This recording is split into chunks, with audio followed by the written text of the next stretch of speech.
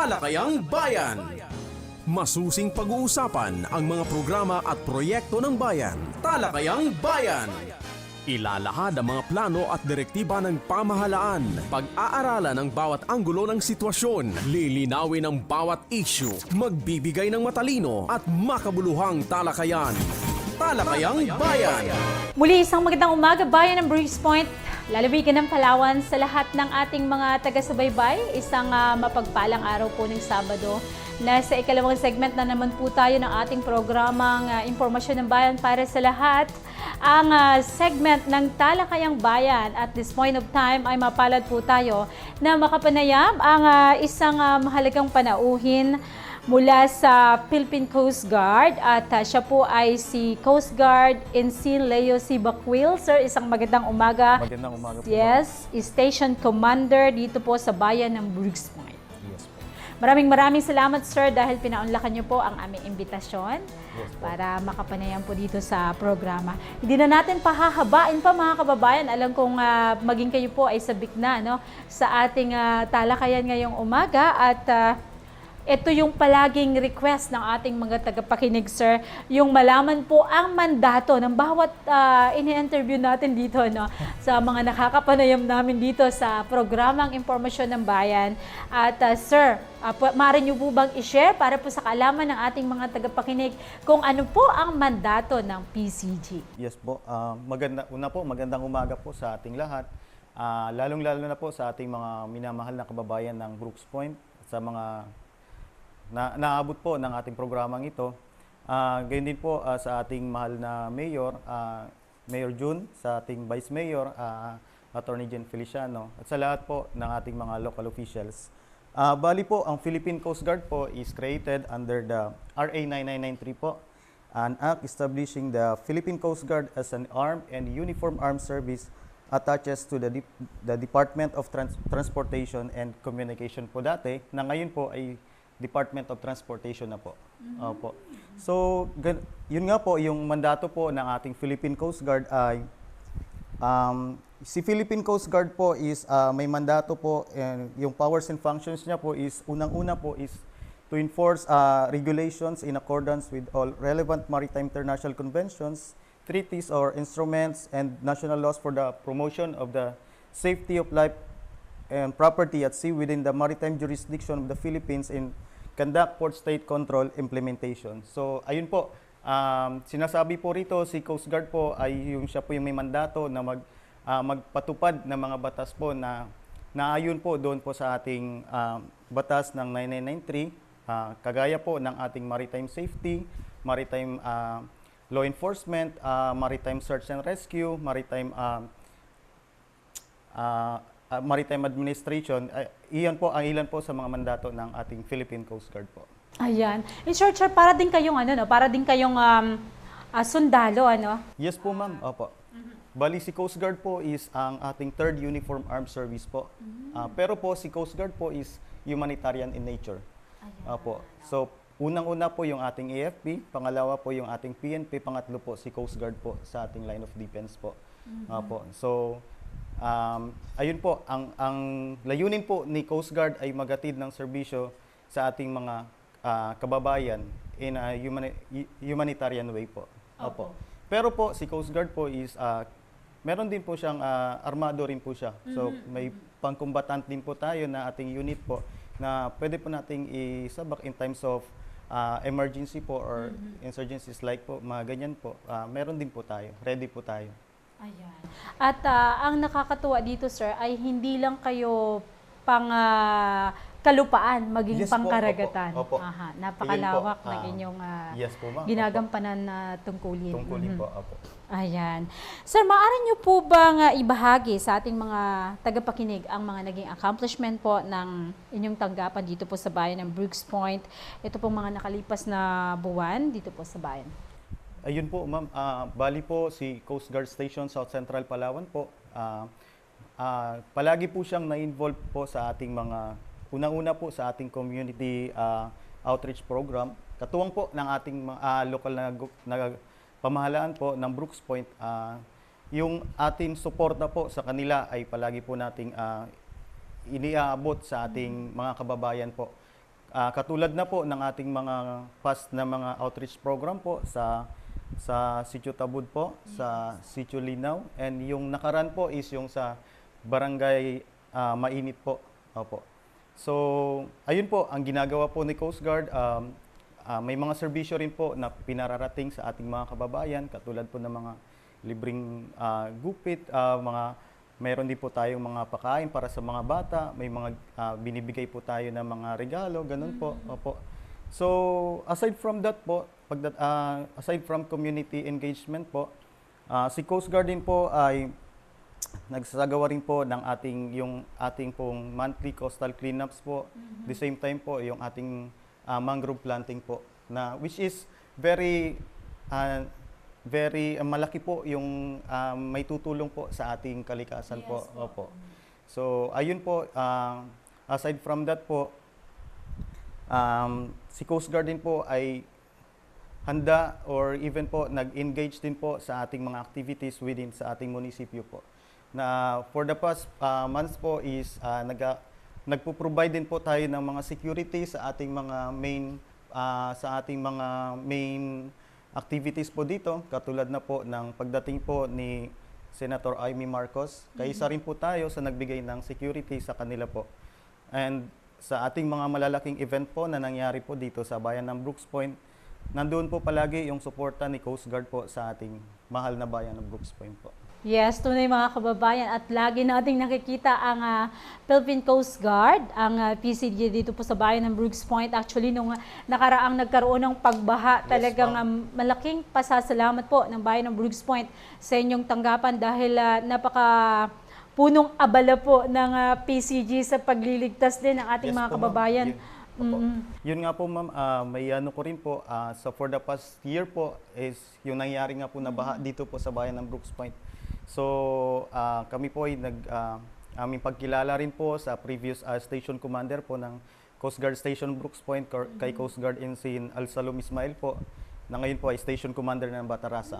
So, sila po yung mga nag-respondi po, kasama po ng aming si MAA po, si Chief Petty Officer Baluarte po, kasama po ng ating mga personnel po ng Coast Guard Station Brooks Point po. So, ayun po, malaki po yung naging part na nabigay po ni Coast Guard pagdating po sa pagsagip ng ating mga kababayan na nangangailangan po during the time po ng matinding pagbaha po dito sa bayan ng Brooks Point. Nako, mga kababayan, nais ko ring banggitin sa inyo, no? Si Sir Bakwil po is from anong lugar nga, sir? Yes po ma'am, from ano po ako, sa bayan po ng Busuanga po. Bayan ng From Northern Busuanga. Palawan po. Opo. Oo, at sa ngayon dito po naninilbihan sa bayan ng Brooks Point. At thank you, sir, dahil po sa inyong pagpupursige ay nararamdaman ng taong bayan ang malasakit po ng gobyerno sa ating mga mamamayan dahil ang serbisyo po nila from community to nature. Ayan, ano po, nakakatuwa. Sir, paano naman po natin napapangalagaan ang karagatan pong sakop ng ating bayan?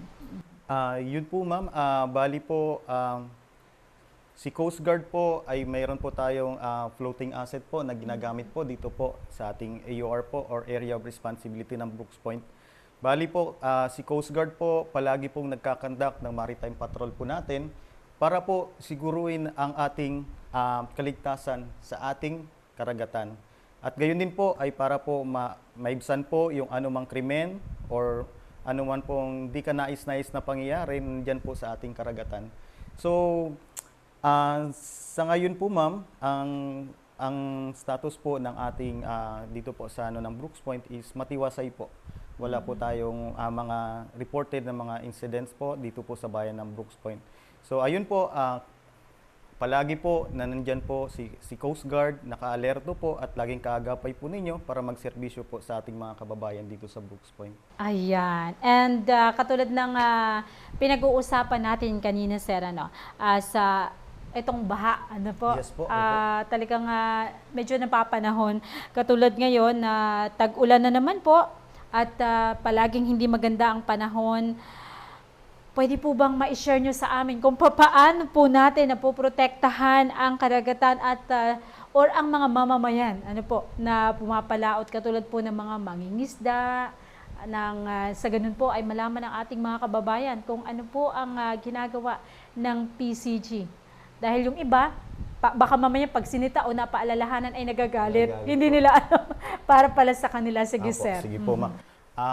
Ayun po, ma'am, bali po, ang ginagawa po namin dito po sa bayan ng Brooks Point, unang-una po is kinakausap po namin yung ating mga fishermen, mga fisher folk po natin, para po ipaintindi sa kanila po yung importansya po ng kaligtasan natin sa karagatan.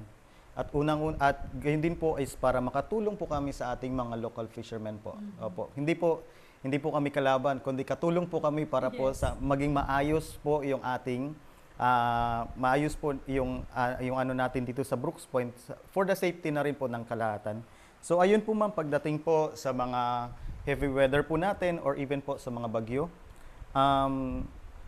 si Coast Guard po is nagkakandak po ng information dissemination. Unang-una po, information dissemination po sa ating mga mamamayan po na nasa shoreline po, or malapit po sa dagat, mga fishermen po natin, na ano po ba ang mga dapat nating iwasan, ang mga dapat nating ibigyan importansya po pagdating po sa panahon ng bagyo or sa panahon po na meron pong malakas yung ulan, malakas yung alon, mga ganun po. Opo. So, information dissemination po sa ating mga kababayan. Pangalawa po, si Coast Guard po, as mandated po ng batas, si Coast Guard po yung may authority po na mag-enforce na kapag sa tingin po ng Coast Guard na masyadong malakas or even po may nakataas po na tropical storm, tropical cyclone po, or ang sinasabi po ng DOST Pag-asa na may gale warning po dito, si Coast Guard po ay maglalabas po ng ating Sea Travel Advisory. Para po, bakit po? Is para po maging ligtas ang ating mga manlalayag po dito po sa bayan ng Brooks Point at gayon din po sa mga nagbibiyahe sa ibang lugar po na nanggagaling po dito sa bayan ng Brooks Point. So ayun po, naglalabas po kami ng Sea Travel Advisory. At ang Sea Travel Advisory, nandoon po lahat kung ano po yung mga dapat gawin po at yung references namin, bakit namin pinapatupad ito pong mga ganitong klase ng enforcement po. So, aside from that po, hindi lang po kami pandagat, ganyan din po si Coast Guard po, pagdating din po sa land po, nagkakandak din po ng ating patrolling po within sa ating mga areas po. Katulad na rin po ng mga rivers, mga creeks na ganyan na pwede pong magkaroon po ng yung pangangailangan po ba na hindi naman po natin hinihingi yung mga kababayan natin is matrap or even po sa yun nga sinasabi po is yung baha na nangyari po previously dito po sa Brooks Point. So chine-check or pinupuntahan po namin mismo po yung mga areas na yan ma'am para ma-secure po natin na may safe at wala pong any danger po na maano po para sa ating mga kababayan. Ayan. Ito naman sir, ang ikalimang katanungan. Ito ay medyo mainit-init na usapin tungkol po sa West Philippine Sea at maaari niyo po bang So maaari niyo po ba kaming bigyan ng kaalaman or ang ating mga kababayan tungkol po sa pagpoprotekta sa ating teritoryo? Ayan, kasi alam natin na medyo Opo. ito po ay isang mainit na usapin. Lalo na tayo po nandito sa bayan ng Brooks Point. Medyo malapit po tayo sa WPS. Yes po.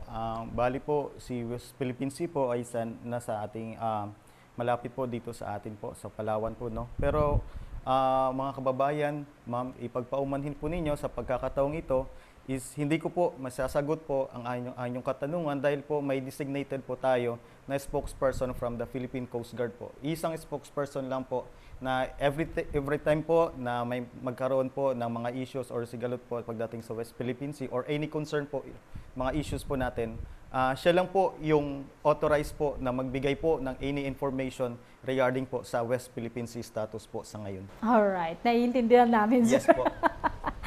Ito naman sir, ano naman po ang inyong mga nais pang isagawang programa at plano po bago matapos ang taong 2024? Ayun po ma'am, opo mga kababayan, si Coast Guard Station Brooks Point po is may plano pa pong magpalago, palakihin po yung ating workforce po dito po sa bayan ng Brooks Point. So ma'am, meron po tayong mga proposals po na magdagdag po ng mga substation po dito sa Brooks Point. Sa pagkikipagtulungan na rin po ng ating mga minamahal na mga local official sa pamumuno po ng ating mahal na mayor at gayon din po sa ating mga minamahal na barangay captains, chairmans po dito po sa bayan ng Brooks Point. So sa ngayon ma'am, meron na po kaming isang ano po proposal, dalawa po mga ganyan, na mag-open po tayo ng ating substation para po mas may lapit po natin yung ating serbisyo sa ating mga mamamayan. So, sa ngayon po kasi, yung station po namin, ma'am, is nandito po sa bayan. Yung substation din po namin is nandito lang din po sa bayan. So, para po mas mapalawak po natin yung ating pagsiservisyo sa ating mga kababayan, ay nagpo-propose po kami na ilagay po dito, malapit po dito sa Barangay Ipilan, dito po sa kalagitnaan po bago papasok ng bayan, na magtayo po ng substation po para po magkaroon din po tayo ng ating mga personnel na magbabantay po doon. Mas lalo po nating mapoprotektahan ang bayan ng Brooks Point. Nako, napakaganda. For sure, ang lokal na pamahalaan ng bayan ng Brooks Point, sa pamumuno po ng ating mahal na mayor ay hindi tatanggi sa ganyang mga proposal dahil yan ay usapin na kung saan ay mapoprotectionan po, mabibigyan ng mas maayos at mas magandang proteksyon ang mga mamamayan ng bayan ng Brooks Point. At sir, alam po namin na ang PCG ay palagi pong nandyan para po sa bayan ng Brooks Point. Pero eto naman sir, nais naming malaman kung sa inyong palagay, papaano po makatutulong ang mga mamamayan sa Philippine Coast Guard? Yes po ma'am, magandang katanungan po yan ma'am. No? Ano po? Ayun po, bali si Philippine Coast Guard po, kagaya po ng sinabi ko kanina is katulong nyo po, kaagapay nyo po sa pagpapaunlad po dito sa bayan ng Brooks Point. So yun lamang po ang aming ninanais lang din po or hinihingi sa ating mga kababayan na makipagtulungan po sa amin, lalong-lalo na po sa ating mga fisher folks, sa ating mga fishermen, na may mga certain documents po na hinihingi kami palagi sa kanila is hindi naman po para bigyan po sila ng burden, para po tulungan na rin po ang ating mga kababayan para po mas smooth po yung ating paglalayag po para po kasi po ang pinakaano natin is para kumita din naman para maghanap buhay yung ating mga mahal na kababayan. So ayun din po yung inaano po ni Coast Guard, in-implement ni Coast Guard is maging legal lahat po ng ng ating mga bangka dito sa Brooks Point po. And gayon din po sa ating mga mahal na kababayan po, if ever po sa may mga cases po na kailangan po is open naman po palagi yung hotline po ni Coast Guard dito po sa bayan ng Brooks Point. Meron din po tayong social media para po pwedeng ma-reach out po or makapag-message po sa amin para po malaman po namin kung ano po bang ang mga nararapat po na gawin po naming aksyon sa mga bagay-bagay po na nandito, mga concern po ng ating mga kababayan. So, ayun po, si Coast Guard po sa ating mga kababayan is kaagapay at katulong niyo po dito po sa bayan ng Brooks Point. Ayan. So mga kababayan, ang hiling po ng ating mga katuwang sa paglilingkod sa komunidad ay makiisa po ang mga mamamayan. Sir, napakaikli po ng oras. Malapit na po tayong magtapos. Sa ating pagtatapos, sir, baka may mga nais pa po kayong sabihin sa ating mga kababayan. At syempre, yung mga kababayan natin dyan na nag-a-aspire, na gusto ring maging PCG dahil talagang alam natin na ang bawat mamamayan po ng bayan ng Brooks Point ay nag-a-aspire din at talagang salute pag sinabing maging membro na ng PCG. Okay, nasa sa inyo po ang pagkakataon, sir, sa mga nais nyo pang sabihin sa ating mga tagapakinig. Sa totoo po, ma'am, is ang bayan po ng Brooks Point yung may pinakamalaking production po ng mga Coast Guard po dito sa Palawan. Yes po. So ayun po, lalong-lalo na po sa ating mga kabataan na nandito po sa bayan ng Brooks Point. Huwag na huwag kayong mawawalan ng pag-asa sa inyong mga pangarap. Sa mga nagnanais po na pumasok or mag-join po sa aming pwersa po sa Philippine Coast Guard, sa ngayon po is may magandang balita na rin po dahil nakaraan po is turn over po yung ating RTC, soon to be RTC Palawan po, yung sa Barangay Samariñana po, ma'am. Opo. Formally po, turn over na po yun ang ating mahal na pamahalaan po ng Brooks Point sa Philippine Coast Guard po. Pero may mga kailangan pa pong development na gagawin po bago po masimulan siguro yung ating training center. Pero bagamat man sa ganun is in-encourage ko pa rin po yung ating mga kabataan or yung mga may willingness po na mag-join sa atin na sundin nyo lang kung ano yung gusto ninyo, yung pangarap ninyo. Mag-set kayo ng goals para yung goals na yun yung lagi nyong titignan para sa pagdating ng panahon is ma-fulfill ninyo kung ano yung kagustuhan ninyo sa sarili ninyo. Ano po?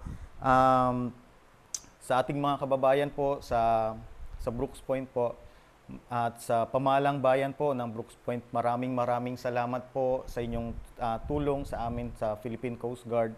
At aasahan nyo po, marami pa pong mga projects or any implementations na makakatulong po, mga programs po dito po sa ating mahal na bayan po ng Brooks Point. Muli po, maraming salamat po sa inyo at patuloy po tayo magtulungan para sa ikakaunlad ng ating bayan. Ayan.